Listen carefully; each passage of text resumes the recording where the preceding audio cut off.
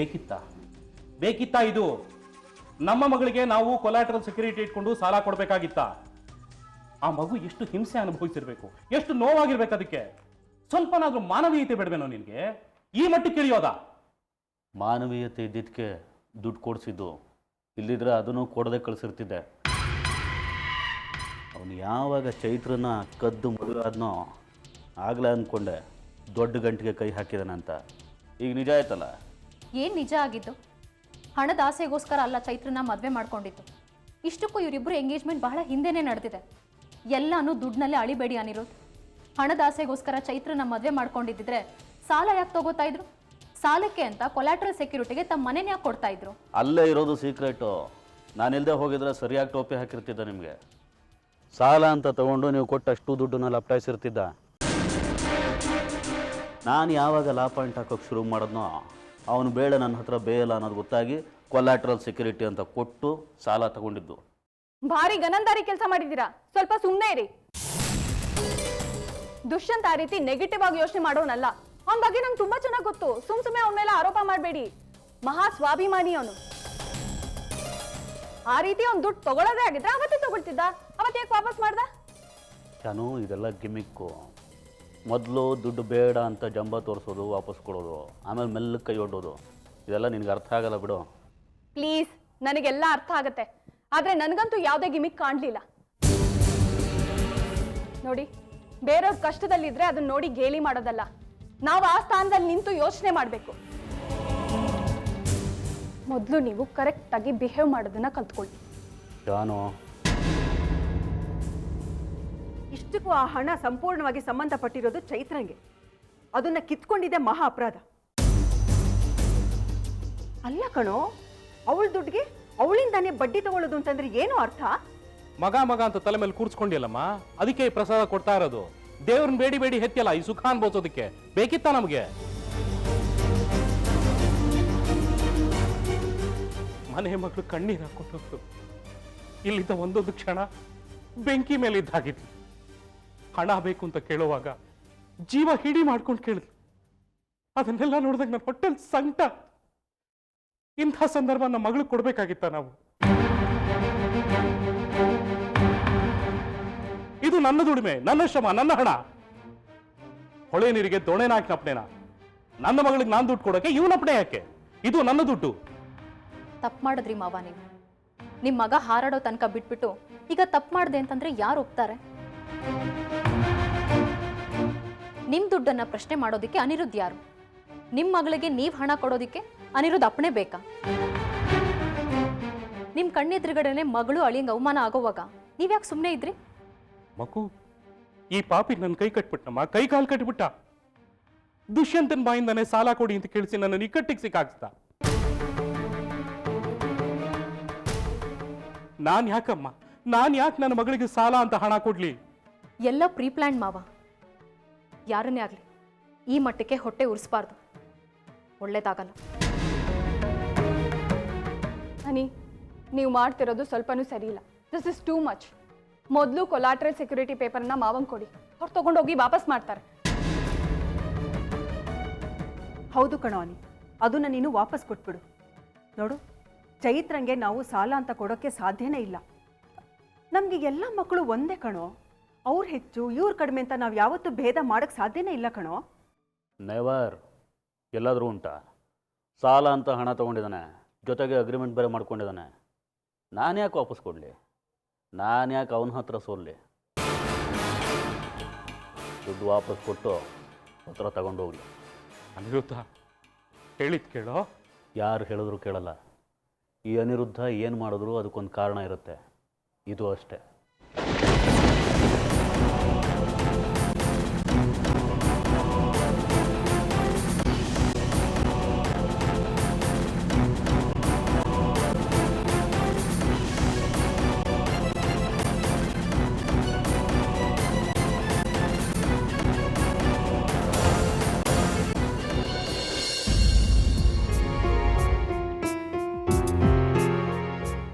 ಸಾರಿ ಸಾಕ್ಷಿ ಅವರೇ, ಆ್ಯಕ್ಚುಲಿ ಕೆಲಸದ ವಿಷಯ ಮಾತಾಡ್ಸೋಕ್ಕೆ ನಾನು ನಿಮ್ಮನ್ನು ಕರೀಲಿಲ್ಲ. ಪರ್ಸ್ನಲ್ ವಿಷಯ ಮಾತಾಡಬೇಕಾಗಿತ್ತು, ಹಾಗಾಗಿ ಕರೆದೆ. ಪರ್ಸ್ನಲ್ ವಿಷಯನಾ? ಏನದು? ನಿಮಗೆ ಪ್ರೇಮ್ ಅವ್ರ ಅತ್ತೆ ಮಾವ ಅಂದರೆ ಸಂಯುಕ್ತ ಅವ್ರ ತಂದೆ ತಾಯಿ ಪರಿಚಯ ಇದ್ದಾರಾ? ಹಾಂ, ಒಂದೆರಡು ಸಲ ಮೀಟ್ ಮಾಡಿದ್ದೀನಿ. ಯಾಕೆ? ನಿಮಗೆ ಸರ್ಪ್ರೈಸ್ ಅನಿಸ್ಬೋದು. ಅವ್ರ ತಂದೆ ರಘುರಾಮ್ ಅವ್ರು ಇದ್ದಾರಲ್ಲ, ಅವರು ನಮ್ಮ ಬ್ಯಾಂಕಲ್ಲೇ ಮ್ಯಾನೇಜರ್ ಆಗಿದ್ದರು. ಈಗ ರಿಟೈರ್ ಆಗಿದ್ದಾರೆ. ಅವ್ರ ಮಗಳನ್ನೇ ಪ್ರೇಮ್ ಮದುವೆ ಮಾಡ್ಕೊಂಡಿರೋದು. ಯಾವುದೋ ಕೆಲಸದ ವಿಚಾರವಾಗಿ ಅವ್ರ ಮನೆಗೆ ಹೋಗಿದ್ದೆ, ಆಗ ಗೊತ್ತಾಯಿತು. ಪ್ರೇಮ್ ಕೂಡ ಅವ್ರ ಮನೇಲೇ ಇದ್ದಾರೆ. ಹಾಂ ಹೌದು, ಅವ್ರಿಗೆ ಗಂಡು ಮಕ್ಕಳಿಲ್ಲ, ಅದಕ್ಕೆ ಪ್ರೇಮ್ ಅವ್ರನ್ನ ಮನೆ ಅಳಿಯ ಮಾಡ್ಕೊಂಡಿದ್ದಾರೆ. ನನಗೆ ಗೊತ್ತಿರೋ ಹಾಗೆ ಪ್ರೇಮ್ ಮತ್ತು ಸಂಯುಕ್ತ ನಡುವೆ ಇರೋ ಮನಸ್ತಾಪ ಅವ್ರ ತಂದೆ ತಾಯಿಗೆ ಗೊತ್ತಿಲ್ಲ ಅನ್ಸುತ್ತಲ್ವಾ? ಹೇಗೆ ಹೇಳ್ತೀರಾ? ಮಗಳು ಅಳಿಯ ಅನ್ಯೋನ್ಯವಾಗಿದ್ದಾರೆ ಅಂತ ಪ್ರೇಮ್ ಅವ್ರ ಅತ್ತೆ ಸಾಕಷ್ಟು ಸಾರಿ ಮೆನ್ಷನ್ ಮಾಡ್ತಿದ್ರು. ಅವರಿಬ್ಬರ ಮಧ್ಯೆ ಡಿಫ್ರೆನ್ಸ್ ಇದೆ ಅಂತ ಅವ್ರ ಮನೇಲಿ ಯಾರಿಗೂ ಗೊತ್ತಿಲ್ಲ ಅನ್ಸುತ್ತೆ. ಪ್ರೇಮ್ ಅವ್ರ ಹೆಂಡತಿ ಪ್ರೇಮ್ ಜೊತೆ ಜಗಳ ಆಡ್ತಿರೋದನ್ನ ನಾನೇ ನನ್ನ ಕಣ್ಣಾರೆ ನೋಡಿದ್ದೀನಿ. ಅಷ್ಟು ದೊಡ್ಡ ಇಶ್ಯೂ ಅವ್ರ ಮನೆಯವ್ರಿಗೆ ಗೊತ್ತಾಗಿಲ್ಲ ಅಂದರೆ ಆಶ್ಚರ್ಯ ಅನ್ಸುತ್ತೆ. ಓ, ಪ್ರೇಮ್ ಅತ್ತೆ ವಿಷಯ ಹೇಳ್ತಿದ್ದೀರಾ? ಜಯಶ್ರೀ ಅಂತ ಮಹಾ ಕಿಲಾಡಿ ಹೆಂಗಸು. ತನ್ನ ಮಗಳ ಸಮಾನ ಯಾರೂ ಇಲ್ಲ ಅನ್ನೋ ಧೋರಣೆ. ಅವಳು ಏನೇ ಮಾಡೋದು ಅದು ಸರಿ ಅನ್ನೋ ಅಹಂಕಾರ ಅವ್ರಿಗೆ. ತುಂಬ ಮುದ್ದು ಮಾಡಿ ಮಗಳನ್ನ ಬೆಳೆಸ್ಬಿಟ್ಟಿದ್ದಾರೆ. ಅವಳನ್ನ ಕಟ್ಕೊಂಡು ಗಂಡನ ಪಾಡು ಏನಾಗುತ್ತೆ ಅಂತ ಯೋಚನೆ ಮಾಡೋಷ್ಟು ಹ್ಯೂಮ್ಯಾನಿಟಿನೂ ಇಲ್ಲ ಅವ್ರಿಗೆ. ಮಗಳು ಅಳಿಯ ಕಣ್ಮುಂದೆನೇ ಜಗಳ ಆಡ್ತಾ ಇದ್ರು ಅನ್ಯೋನ್ಯವಾಗಿದ್ದಾರೆ ಅಂತ ಕೊಚ್ಕೋತಾರೆ. ಓ ಹೌದಾ? ಅವ್ರ ಸ್ವಭಾವ ಹಾಗೆ ಅಂತ ನಾನು ಗೆಸ್ ಮಾಡಿದೆ. ಆ್ಯಕ್ಚುಲಿ ಅವ್ರ ಮನೆಗೆ ಹೋಗಿದ್ನಲ್ಲ, ಅವಾಗ ಪ್ರೇಮ್ ಅವ್ರ ಅತ್ತೆ ನಮ್ಮ ಬಾಸ್ಗೆ ಸರಿಯಾಗಿ ತರಾಟೆ ತೊಗೋತಿದ್ರು. ನಮ್ಮ ಬಾಸ್ ತುಂಬ ಸಾಫ್ಟ್ ನೇಚರ್ಡು. ಹೆಂಡತಿ ಅಷ್ಟು ಬೈತಿದ್ರು ಸುಮ್ಮನೆ ಇದ್ರು. ನಂಗೊಂಥರ ಮುಜುಗರ ಅನ್ನಿಸ್ತು. ಅಯ್ಯೋ, ತಾಯಿಯಂತೆ ಮಗಳು ನೂಲ್ನಂತೆ ಸೀರೆ ಅಂತ ಗಾದೆನೇ ಇದೆಯಲ್ಲ. ನನ್ನ ಸ್ನೇಹಿತೆ ಅವಳ ತಾಯಿ ಪಡಿಯಚ್ಚು. ಆ ಹಠ ಕೋಪ ಎಲ್ಲ ಹಾಗೇನೆ. ಪಾಪ ನಿಮ್ಮ ಬಾಸ್ ರಘುರಾಮ್ ಘಟವಾಣಿ ಹೆಂಡತಿ ಹತ್ರ ಸಿಕ್ಕಾಕೊಂಡು ಹೇಗೆ ಒದಾಡ್ತಿದ್ದಾರೋ ಅದೇ ರೀತಿ ಪ್ರೇಮ್ ಕೂಡ ಸಫರ್ ಆಗ್ತಿದ್ದಾರೆ. So sad. ನನಗೆ ಅರ್ಥ ಆಗುತ್ತೆ. ನಿಮಗೆ ಪ್ರೇಮ್ ಬಗ್ಗೆ ಅಷ್ಟೊಂದು ಅನುಕಂಪ ಇದೆಯಾ? ಅನುಕಂಪ ಅಲ್ಲ ಸಾಕ್ಷಿ ಅವರೇ, ಕನ್ಸರ್ನ್. ನಿಮಗೆ ಪ್ರೇಮ್ ಬಗ್ಗೆ ಏನೂ ಗೊತ್ತಿಲ್ಲ, ನೀವೇ ಇಷ್ಟೊಂದು ಕಾಳಜಿ ವಹಿಸ್ತಿದ್ದೀರಾ. ಅಂಥದ್ರಲ್ಲಿ ನಾನು ಪ್ರೇಮ್ನ ತುಂಬ ಹತ್ತಿರದಿಂದ ನೋಡಿದ್ದೀನಿ.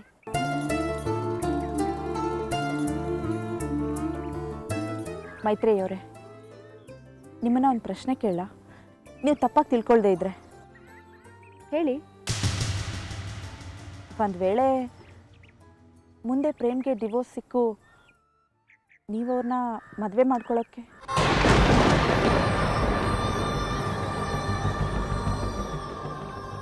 I'm sorry.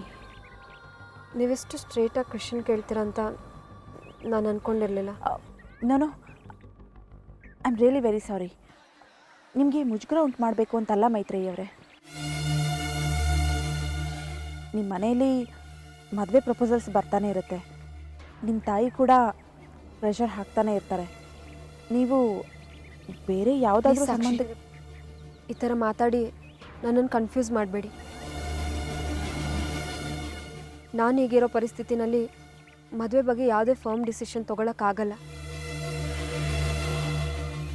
ಮನ್ಸು ಕದಕ್ತಷ್ಟು ರಾಡಿ ಆಗುತ್ತೆ.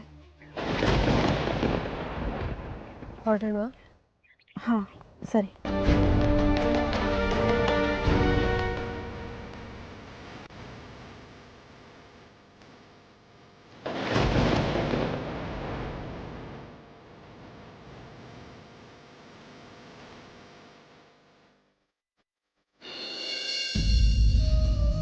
ಸಾಕ್ಷಿ, ಮೊನ್ನೆ ನೀನು ನಮ್ಮನ್ನು ಬಲವಂತ ಮಾಡಿ ಸಿನಿಮಾ ಕಳಿಸಿದ್ಯಲ್ಲ, ಸಿನಿಮಾ ಎಷ್ಟು ಚೆನ್ನಾಗಿತ್ತು ಗೊತ್ತಾ?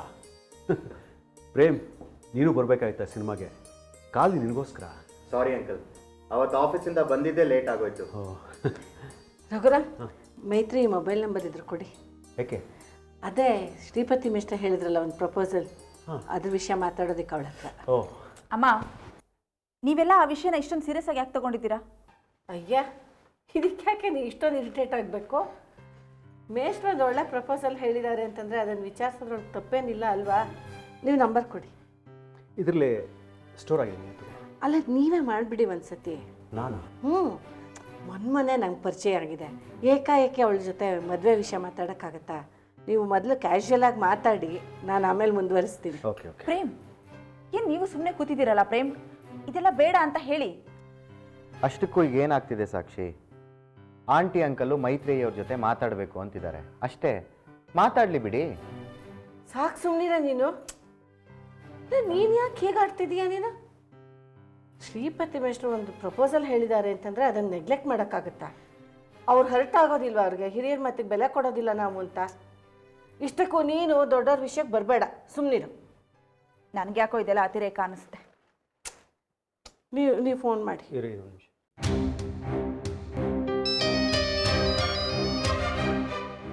Hello sir. ಹಲೋ ಮೈತ್ರಿ, ಹೇಗಿದೆಯಮ್ಮ? ನಾನು ಚೆನ್ನಾಗಿದ್ದೀನಿ. ಆ ಜಯಶ್ರೀನ ಹತ್ರ ಸ್ವಲ್ಪ ಮಾತಾಡಬೇಕು ಅಂತ ಇದ್ದಾಳೆ, ಕೊಡ್ತೀನಿ. ಹಲೋ ಮೈತ್ರಿ, ಹೇಗಿದ್ದೀರಾ? ನಾನು ಚೆನ್ನಾಗಿದ್ದೀನಮ್ಮ. ಏನೋ ಮಾತಾಡಬೇಕು ಅಂತ ಹೇಳಿದ್ರಂತೆ? ಅದೇ ನೀವು ತಪ್ಪು ತಿಳಿದಿದ್ರೆ ನಿಮ್ಮ ಹತ್ರ ಒಂದು ಮಾತು ಹೇಳಬೇಕಾಗಿತ್ತು.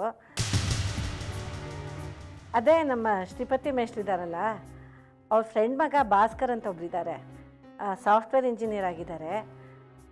ಮೇಷ್ಟ್ರು ಕೇಳ್ತಾ ಇದ್ರು ನಿಮಗೆ ಯಾಕೆ ಆ ಹುಡುಗನ ಪ್ರಪೋಸ್ ಮಾಡಬಾರ್ದು ಅಂತ.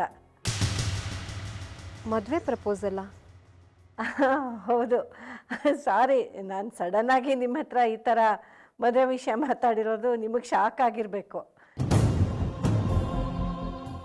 ಇನ್ನೇನಿಲ್ಲ, ಆ ಹುಡುಗ ತುಂಬಾ ಎಲಿಜಿಬಲ್ ಆಗಿದ್ದಾನೆ. ಮತ್ತು ಅವನಿಗೆ ಪರ್ಟಿಕ್ಯುಲರಾಗಿ ಬ್ಯಾಂಕಲ್ಲಿರೋ ಹುಡುಗಿನೇ ಬೇಕಿತ್ತಂತೆ. ಅದಕ್ಕೆ ನೀವೇ ಬೆಸ್ಟ್ ಸೂಟಬಲ್ ಅಂತ ನಮ್ಮ ಮೇಷ್ಟ್ರೇ ಹೇಳ್ತಿದ್ರು. ಅದಕ್ಕೆ ಒಂದು ಸತಿ ಕೇಳಿಬಿಡೋಣ ನಿಮ್ಮನ್ನು ಅಂತ. ಸಾರಿಮ್ಮ, ಸದ್ಯಕ್ಕೆ ನನಗೆ ಮದುವೆನಲ್ಲಿ ಇಂಟ್ರೆಸ್ಟ್ ಇಲ್ಲ. ನಾನು ಕೆರಿಯರ್ ಬಗ್ಗೆ ಕಾನ್ಸಂಟ್ರೇಟ್ ಮಾಡ್ತಿದ್ದೀನಿ. ಅಯ್ಯೋ, ನನ್ನ ಮಗಳು ಹೀಗೆ ಹೇಳ್ತಾ ಇದ್ಲು, ಯಾವಾಗ ನೋಡಿದ್ರು ಕರಿಯರ್ ಅಂತಿದ್ಲು. ಆಮೇಲೆ ನಾವು ಬಲವಂತ ಮಾಡಿ ಅವಳಿಗೆ ಮದುವೆ ಮಾಡಿದ್ವಿ. ಈಗ ನೋಡಿ ಗಂಡನ ಜೊತೆ ಎಷ್ಟೊಂದು ಖುಷಿಯಾಗಿದ್ದಾಳೆ ಗೊತ್ತಾ? ಸಾರಿಮ್ಮ, ಈ ವಿಷಯದ ಬಗ್ಗೆ ಪ್ಲೀಸ್ ಫೋರ್ಸ್ ಮಾಡಬೇಡಿ. ಓಕೆ ಓಕೆ, ಪರವಾಗಿಲ್ಲ. ಈ ವಿಷಯದಲ್ಲಿ ಫೋರ್ಸ್ ಮಾಡೋಕ್ಕಾಗಲ್ಲ ಬಿಡಿ, ನಿಮ್ಮಿಷ್ಟ.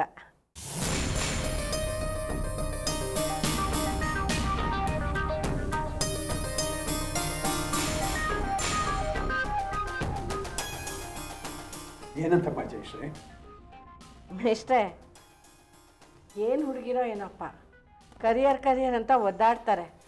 ಅಲ್ಲ, ನೀವು ಹೇಳಿದ ಪ್ರಪೋಸಲ್ ಅವಳ ಹತ್ರ ಹೇಳಿದರೆ ಡೀಟೇಲ್ಸ್ ಕೂಡ ವಿಚಾರಿಸ್ಲಿಲ್ಲ, ನಂಗೆ ಮದುವೆನೇ ಬೇಡ ಅಂದ್ಬಿಟ್ಲು. ಅವಳು ಹೀಗೆ ಹೇಳ್ತಾಳೆ ಅಂತ ನನಗೆ ಗೊತ್ತಿತ್ತು. ಹಾಂ, ನಿಂಗೆ ಹೇಗೆ ಗೊತ್ತಿತ್ತು? ಅವ್ರವ್ರ ಪರ್ಸ್ನಲ್ ವಿಷಯ ಏನಿರುತ್ತೋ ಏನೋ. ಪಾಪ ಅವಳು ಯಾರನ್ನಾದರೂ ಇಷ್ಟಪಟ್ಟಿರಬೇಕು, ಅವ್ರನ್ನೇ ಮದುವೆ ಆಗಬೇಕು ಅಂತ ಡಿಸೈಡ್ ಮಾಡಿರಬೇಕು. ಅದಕ್ಕೆ ಹಾಗೆ ಹೇಳಿದಾಳೆ. ಜಯಶ್ರೀ, ಆ ವಿಚಾರ ಬಿಟ್ಬಿಡೋಣ ಅಲ್ಲಿಗೆ. ಅವಳಿಗೆ ಇಂಟ್ರೆಸ್ಟ್ ಇಲ್ಲದಿದ್ರೆ ನಾವೇನು ಮಾಡೋಕ್ಕಾಗುತ್ತೆ? ಒಂದು ಸ್ವಲ್ಪ ಕೆಲಸ ಇದೆ, ಆಚೆ ಹೋಗಿ ಬರ್ತೀನಿ. ಮೇಷ್ಟ್ರೆ, ಆಚೆ ಹೋಗಿ. ಮೇಷ್ಟ್ರೆ, ಐ ಆಮ್ ವೆರಿ ಸಾರಿ. ಅಯ್ಯೋ, ನೀನು ಯಾಕಮ್ಮ ಬೇಜಾರು ಮಾಡ್ಕೋತೀಯ? ನೋಡು, ಎಲ್ಲಿ ಋಣ ಇರುತ್ತೋ ಅಲ್ಲೇ ಮದುವೆ ಆಗೋದು. ನಾವು ಏನು ಮಾಡೋಕ್ಕಾಗಲ್ಲ. ಅದು ಸರಿನೇ. ಒಂದು ಲೋಟ ಕಾಫಿ ಮಾಡ್ಕೊಂಡು ಬರ್ತೀವಿ. ಹಾಂ ಹಾಂ.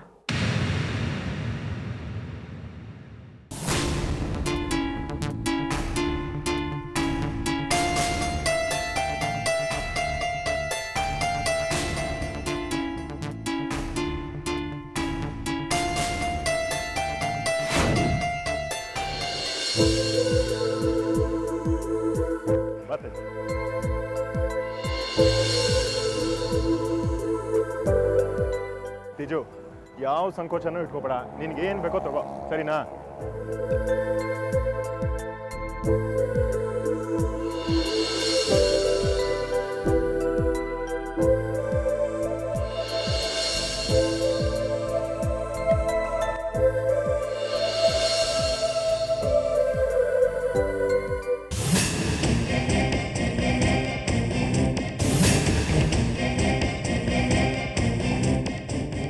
ಭಾಳ ಅದಾವ್ರು. ಇಷ್ಟೊಂದು ಹತ್ರ ಆಗ್ಬಿಟ್ರ ಹೇಗಾದರೂ ಮಾಡಿ ದೂರ ಮಾಡ್ಬೇಕು ಇವ್ರನ್ನ. ಏನು ಮಾಡಿದ್ರು ಹತ್ರ ಆಗ್ಬಿಡ್ತಾಳೆ. ಹೇಗೆ ದೂರ ಮಾಡಲಿ?